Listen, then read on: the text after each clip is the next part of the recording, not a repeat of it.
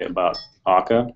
It is a concurrency model, or it's an actor system on the JVM that enables you to write highly concurrent programs without having to think as hard about it, because concurrency is hard. I think we've been talking about some of this kind of stuff for a while, but the whole reactive manifesto that states that an app has to have 4 qualities, has to be event-driven, has to be scalable, has to be resilient, and then therefore it is a responsive app. That's the Akka embraces that. So they've built their entire stack from the ground up to be fully asynchronous. They're inspired by the Erlang actor model, which I hear we're going to get a sneak peek at after this in Lance's presentation. That's cool. So one of the differences, though, between Erlang and this that I'm aware of is Erlang's actors get their own memory heaps. So like if they overflow them, they don't hurt other actors. And we don't have that luxury on the JVM. So there's a couple differences, but the core concept is the same. So anyone not familiar with what an actor system is or ever heard the term actor, like outside of a programming sense? So just to talk a little bit about what an actor even is. We're familiar with object-oriented programming, in that we have an object and it contains some state and maybe some methods on it to play with that state.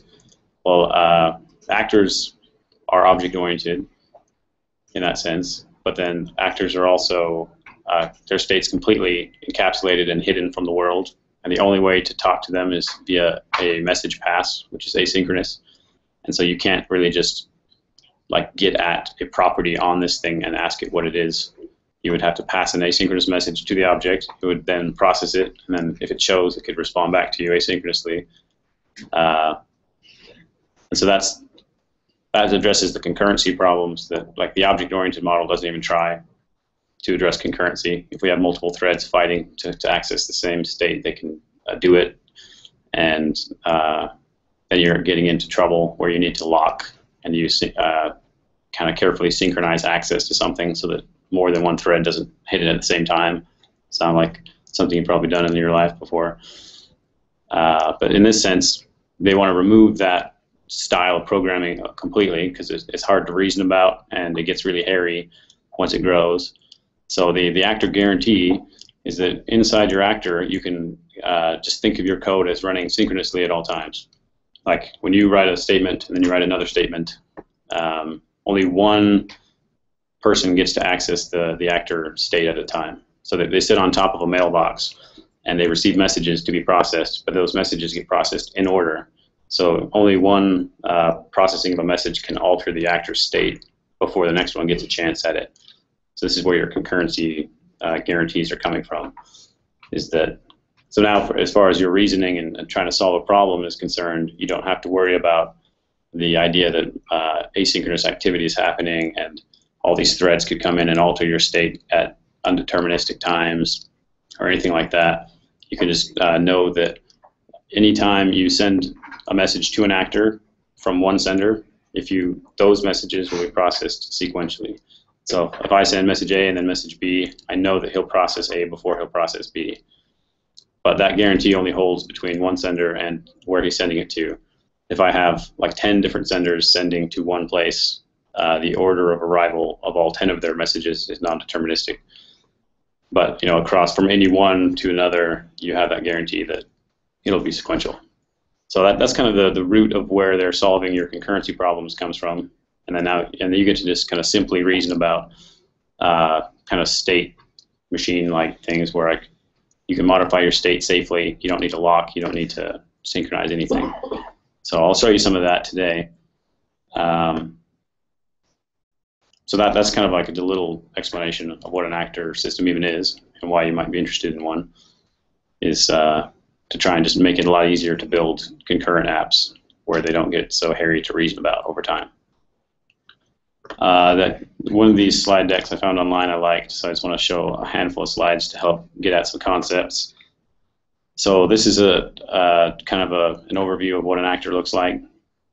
It would run on it's kind of a really lightweight thread. It's not an entire thread like you would think of as an operating system thread, but they have you have the guarantee that only one thread can ever process your actor. That's where that concurrency guarantee came from. So another thing you're supposed to do, since all the message passing between actors has to happen asynchronously and potentially cross a boundary of some kind, like when you're just having actors inside the same JVM instance, they can just talk.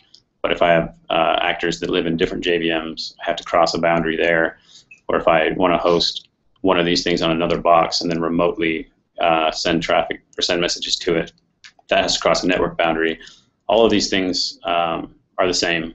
Like your programming model doesn't change for any of these scenarios. It's the concept is like location transparency, where I write this actor and it doesn't matter where I put it. I can put it in my JVM, I can put it in someone else's, or on a whole other boxes, and it doesn't look or feel any different in the code. You just send a message and it arrives over there, and when it gets there, it processes it. So we're coding for asynchronous even when we're not. We're just kind of embracing the fact that this is happening, and not trying to hide that. So it's like right in your face, which is kind of nice, because then another thing is the message delivery might not be guaranteed, because network boundaries kind of risky sometimes. Like if someone pulled the plug on you, your message might not make it over there. So you have strategies to ensure that messages arrive at their destination by just sending them a lot until they get there, or receiving an acknowledgement, and not kind of relentlessly just on a timer sending it messages until it gets there to ensure that delivery happened. Or there are other strategies to enforce that even in the light of failure that you couldn't predict, that something gets through in the end. Like that's a lot of the resilience part. But so I just want to show you what it feels like to play around with some of these things, and then we might get into some supervision strategy stuff. But that's another strength of the actor model, is that an actor would have his children, and then maybe those children have children, and that hierarchy that's formed by that. The deepest level actors can crash and not take down the ones above them if you want them to. So the idea here is the error kernel from Erlang, where your top level guy is the most important guy, and so you don't want him to crash if at all possible. So you don't have him do anything risky. If something comes up that even smells like it's risky, like you need to interact with a resource that's unstable, or maybe go hit a database that could be down, you don't do the work yourself. You create a child actor that goes and does that work. And if he dies during the process by throwing an exception, then it's okay, because you can just by having him be your child in the sense, you can supervise him, and then see that, oh, you died because of a database exception, so I'll just restart you. Or you died because of some exception I didn't even know about, so let's escalate that up and have someone else figure that out.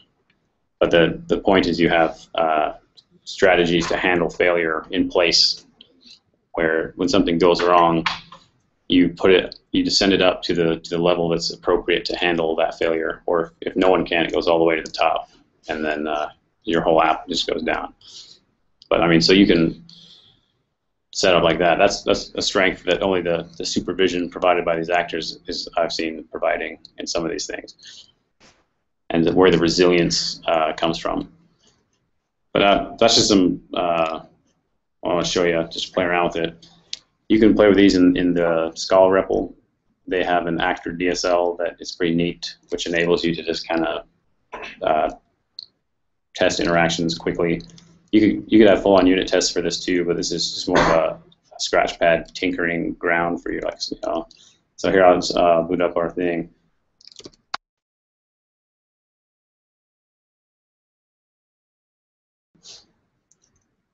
Let me show you what we're dealing with.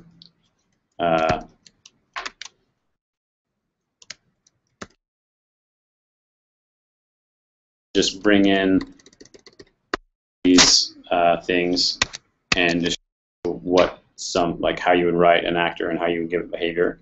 And then after that, I'm going to show you a musical chairs game that I made to demonstrate. I thought it was a good concurrency problem. So we'll pick some names and we'll have them fight to the death to receive chairs and see who the winner is. And it's non-deterministic, since the actors just with their asynchronous message passing, there's no guarantee in the order that they'll hear the music stop and then go try to get a chair. So it's like last in loses kind of thing.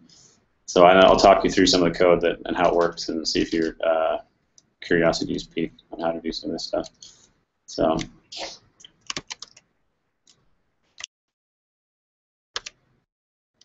in the Scholar REPL, you can just load in some content you've already written. So I'm just going to load that file I was just showing you. It'll bring it all in, so I don't have to type it. I just want to show you. So a real light way you can make actors in this actor DSL. Here's an actor.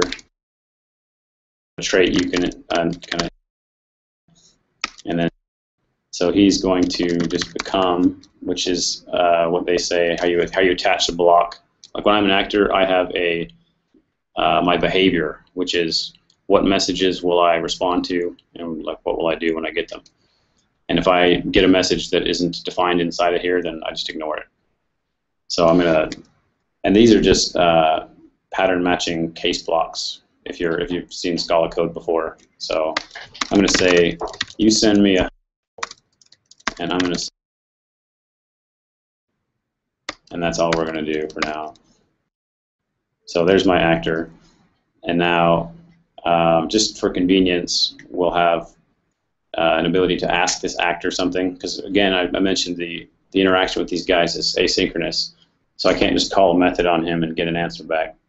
I actually have to send him one and then wait for some response and then get that response back. So there's a convenience pattern for interacting with an actor called ask, which you would really only use this if you were not an actor yourself and you wanted to talk to an actor. And I'll show you. So I have this ask actor code. Let me just show you it real quick. It's not anything. He'll bring in ref, which is how we think of an actor. This actor ref is serializable and immutable and can be shared, but it represents where this actor incarnation is right now. So I can, when I send a message to this, it arrives at that actor. So, and then what's the message? It's, for me, I don't care what it is. It's just an any, so any type will work. And this is the syntax where you would ask with a question mark. So I'm going to send that actor a message and install a callback that on success, I'm just going to print it so we can see what's going on. That's just for my own convenience for our sample right now. So let's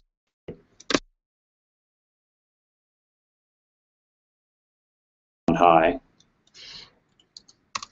that. So let's do, so these behavior blocks you can swap at runtime. So in response to something that happened, you can replace what your behavior is at any time. And then you can even stack these behaviors in a way that it becomes like a state machine where like I move, because I see this happen, I move to this state, and when this other thing happens, I move back to that state. So you can just stack these become blocks on each other. So check this out. We'll make another actor. Have a become block where he do the letter A.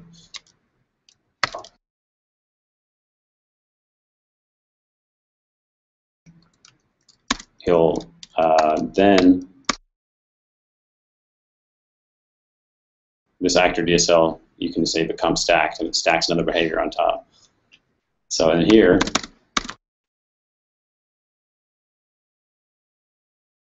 A,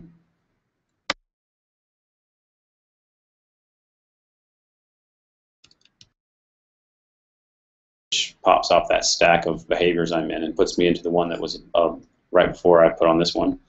So I'll be right out to the outer one that has the other one now, if that makes sense. Okay, so then I'm going to close out that, and I'm going to add one last case here, lobotomize. And we're going to unbecome, which this would be bad because we don't have any more behaviors to rip off here. Or we take this one off and we'll be the actor empty behavior, which does nothing. So we'll close out that come block we wrote, and we'll close out the actor right there. So there's our B actor. So let's see what he does. Let's ask him, okay.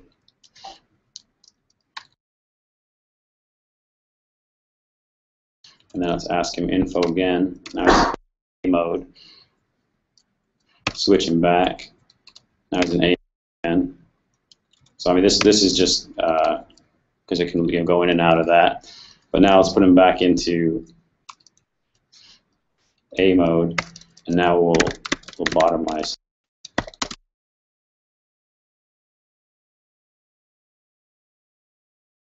And now, since he has no behavior, he can't do anything. So, Bob, when you become E mode, do you still have the lobotomize case, or I do not. It just completely overwrites yourself? Yeah. So the message or the set of messages which you will receive is your current become block that you've handed to it, and these things are just partial functions which go from any to unit. So you can send in any type, and your job is to produce some kind of side effect. Doesn't matter what you do. So then they can be composed the way that partial functions can be composed with the or else combinator. So if I have partial function 1 that responds to the string A and sends a message, and the other one that responds to a string B, and I want to just, for code reuse, not type that a lot, I could have this method or else this method, and now it's just one partial function that has all case blocks of both of the independent ones. So that's pretty handy sometimes. So now if you want to see, just to see, I'm going to shut down these actors and then start.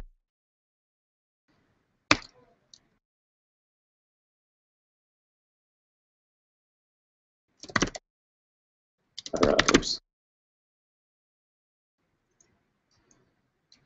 So here I want to show you this musical chairs game. We'll play it and then we'll look at the code. So I'll have to load that file again. I'm going to load my.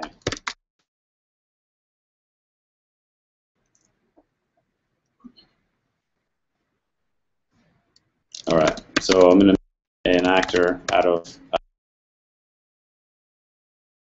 Show you what it does in a second. And I'm going to. I need some names. Andrew, and Ryan. We'll fight for the chairs here. Okay. So let's send my moderator actor message.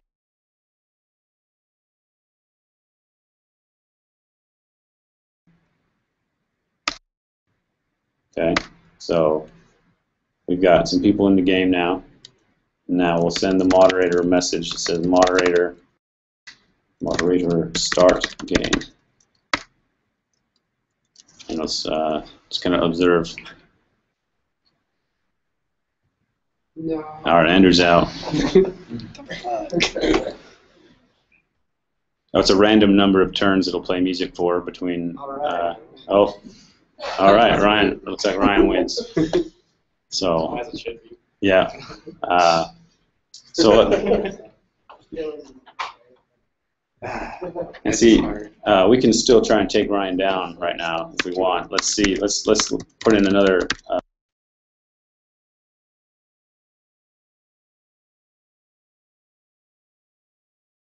This is still technically alive. I haven't killed it, although he won, so it's not doing anything. But we'll send in a join game of who wants to take him down, Steve? No. Is this going to result? Okay, Steve's in the game now. So let's and now, okay. Should be Ryan, the winner from last time, and Steve. Oh man, Ryan's like champion in this. So. Put Corey's name in there. All right, let's see if Corey might be able to take him.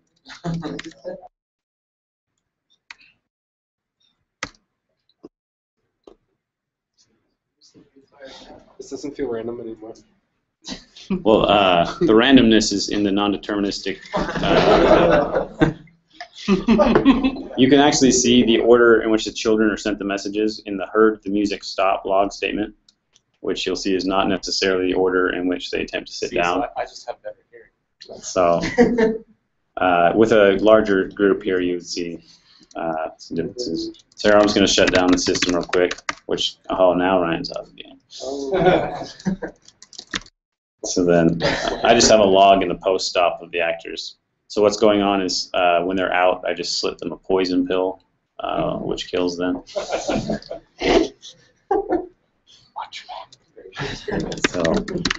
let's just wait termination, and then we'll get out of there. So let's go talk about some of the code that was just running. And that's chairs thing down here. So we have the moderator, which you saw I started with. Here's the definition. It's common practice when you define an actor, you have the class here, and you have a companion object that contains the messages that that class should just have kind of to himself. And then also the props is instructions about how to go about instantiating one of these things. So it's common practice to put a props factory method here on the companion object. And there's actually a reason for doing that, which is, see this new moderator I'm doing right there? If I do a line that looks like that from down inside of an actor, it captures the this reference implicitly or whatever, which is bad because then you have an actual reference to your parent, which you should not have. So they encourage you to new the actors outside of your actor code to avoid like accidentally taking in closures on things like the this context that would. So yeah, that's more than just somebody's style preference. They do it for that purpose.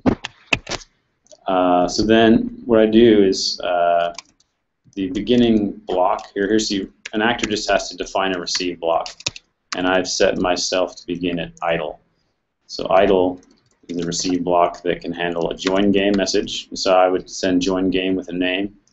So when I get a join game, I log out who joined, and then I'm keeping just some local state inside this actor, which is just a map of what people's name are to which actor ref they are.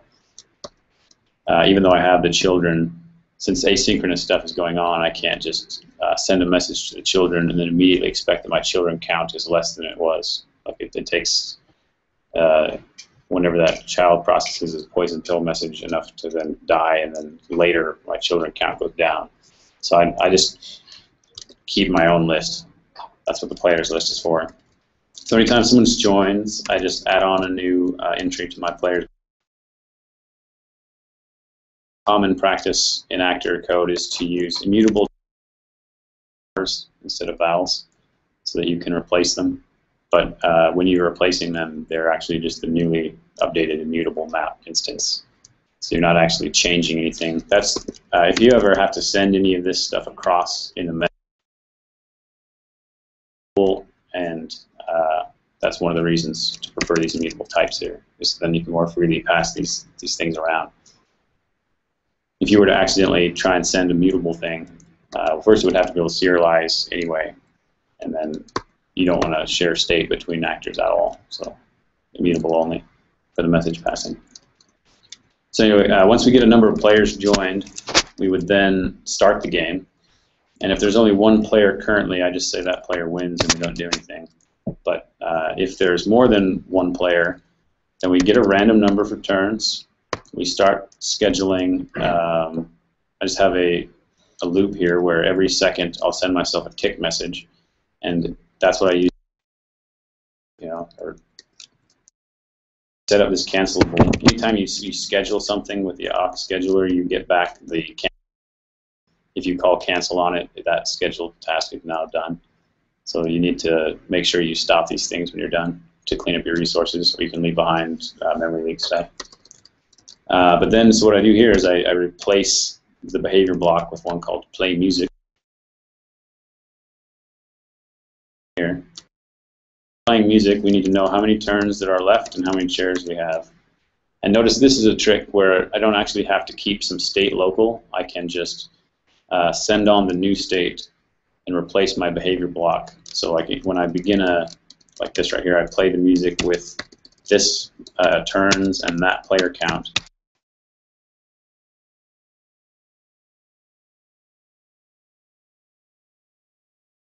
smuggle some state around without the risk that anyone can change it. If it was sitting up in a bar, you might just accidentally go and edit it on your own elsewhere. But this is one of the practices to just kind of, it's interesting to you along with you. Not mistakes with it because there's nowhere to go edit it other than where it is right here. So then, anytime if we're out of turns, we got to cancel the scheduler and then tell all the children that the music stopped, and then we become a block that says "See who sits down," and we're awaiting a sit-down message with a name, and then if a chair is available, then we let that person sit down, and we just become a block where there's one less chair in our sit-down. So this is a recursive thing that will whittle itself down to a base case that will eventually be done, which is usually a good way to tackle problems if you can identify a way to split them into sub-problems and then let them work themselves out until you arrive at your answer. That's often a good approach. So then down here is the player actor when he receives a music stop and try to tell the parent sit down. So this is where the race is kind of happening. As each child asynchronously receives the message for the music stopped and then asynchronously sends back the sit down message. So the arrival is non-deterministic of these messages. And like whenever they get there, that guy either got in or didn't get in. So this is just kind of a peek at how some of this stuff can work. Anybody have like some questions I could answer? I have one question. Yeah, okay. When you're keeping the names of the players in that list, oh, yep. If you're using +equal on the list, yep. Is that mutating the list or is it creating a new map? Yeah, this is that trick where since we put it in a bar, the instance of which immutable map I'm using has changed, but like it's not the same, like because when I add this thing, new instance of a map that has one more entry, and now I just replace what's in the bar with that. I see. So we didn't actually like mutate the old one. Right, and that's it looks like mutation, but yeah, and it's just a little bit of a right. Yes, and the reason that was so that they could be freely passed around with messages, because anything that's on that message has to be serializable, and you can't really share a mutable state like that way. So, but then that way you don't have to deal with so much of the ceremony involved in updating it and replacing it and all that. So it's pretty good trick to learn. And they have some convenience methods to help you to do that in whatever data structure you're working in. So I can plus equal it, and I can minus equal it. But you can see if I were to write this without some guaranteed concurrency stuff going on in here, I would have to probably lock and synchronize access to my whatever was keeping track of chairs to make sure that they weren't taken. You couldn't give the same chair to two different people. So I don't have to worry about that here, because I know that since I sit on top of an inbox and only one thread gets to touch me at any time, that I'll just process the messages as they arrive and hand it out fairly, I guess. So that's always the problem if you want to be asynchronous and also have multiple things sending messages, right? Yeah, just to... Because if all this code was synchronous, it wouldn't matter. We'll just say, okay, you can go, chairs, no more chairs. Yeah, then you'd have like a little less, or in the order to which you sent the children the messages, you would immediately get responses back synchronously. Right. And then there's just not really a competition at that point. Right. Because then the guy in the end loses, I guess. So we see if we can beat Ryan again. We want to try. But yeah. One other thing I'm seeing on line 63, I don't know the syntax, but there is a way to send a broadcast message. So you send one message that's broadcast equally without simply encoding broadcast equally. Might be a bit more reliable. Oh yeah. The way you're doing it there, you're going to be sending it to your children the same order every time. They don't necessarily receive it in the order that I send it, though.